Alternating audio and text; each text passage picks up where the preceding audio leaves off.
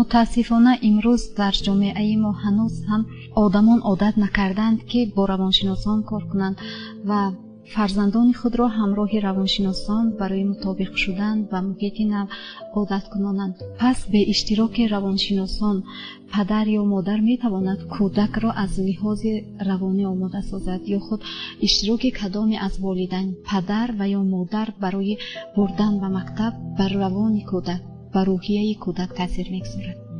روحبلدی رئیس شهر ما شهر دوشنبه محترم دوستان مامالی چند سال است که تمام مکتب‌های شهر دوشنبه با پسیخولوگان تامین کرده شده است. یعنی تامین بدون مکتب‌های میانه این با پسیخولوگ این یکی از شرط‌های اساسی مؤسسه تعلیمی است. خوشبختانه در مکتب‌های شهر دوشنبه تا حتی در بعضی شهرهای کشور نیز البته به نظر می‌رسد مکتب‌ها با پسیخولوگ‌ها تامین هستند.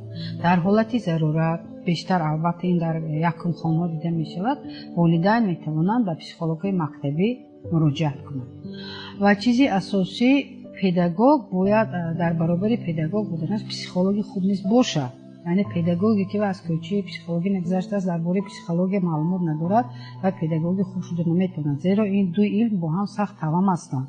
پداگوگ که به پسیخولوژی بوده نمیتواند، پسیخولوژ به پداگوگی. و انسان نیز خودش طبیعتاً پسیخولوگ است. برای پسیخولوگ شدن البته صاحب دیپلم شدن لازم نیست شده. زندگی ما خودش هم خیلی کرده است که ما وابسته به تجربه حیاتی خود و وابسته به سن سالمان پسیخولوگ شدگی هستیم. آنها میتوانند به پسیخولوژی مکتبی مراجعه کنند و همون معلمی که کودک را به صنف یک قبول میکند از وی مراجعه کنند که ما در اینجا دشواری داریم یا اونجا دشواری داریم، همین مسئله چطور حل کنیم. یعنی آنها میتوانند به جاهایی که مخصوص به کسانی که به این مسئله سر کار دارند مراجعه کنند. بیشتر مادران به این کار مشغول میشوند و هستن اویلایی که مثلا میگه که من سحر مکتب میبرم تو میبری، پدر میبرد بگو مادر میبرد.